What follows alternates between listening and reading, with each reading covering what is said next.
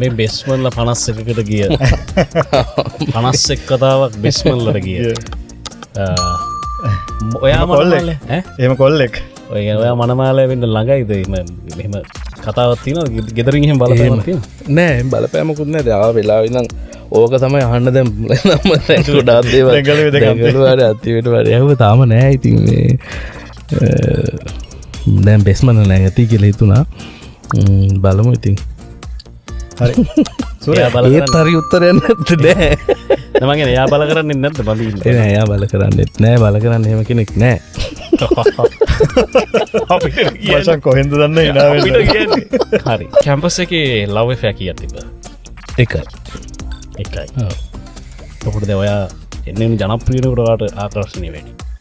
එකයි කිව්වා මෙයා ඉතින් කීයක්ද කියලා හිතන්න මෙයාගේ ඔළුව වැඩ කරන ඉතින් අම්මට ඉතින් මම කීයක් කරමු එකයි කරලා තියෙන වගේ මම එකයි කරලා තියෙන්නේ ඒකයි තුනයි එතකොට ඒලෙවල් කාලේ එකයි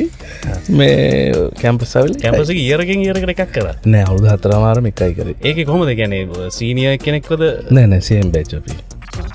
සීනේදී ලැම්බට් කොපු ආවා තිබ්බ ලැම්බට් මේවා ඉතින් ඒ වුණාට එහෙමනේ මරයා දැන් මුලින් ඉඳන්ම එයා වුණාට පස්සේ ඉතින් වෙන කවුරුත් ආය මේ සම්බන්ධෙන් නෑ ඉතින් අපරාධ ඒ කියන්නේ සම්බන්ධෙන් නෑ කියන්නේ ඒක කරගන්න බැරි වුණාද නෑ පබ්ලික් කරේ ඉතින් මොකද්ද ඒක හොරෙන් ගෙනියන්න හොරෙන් ගෙනියන්න බෑ ඉතින් මොකටද හොරෙන් ගෙනියන්නේ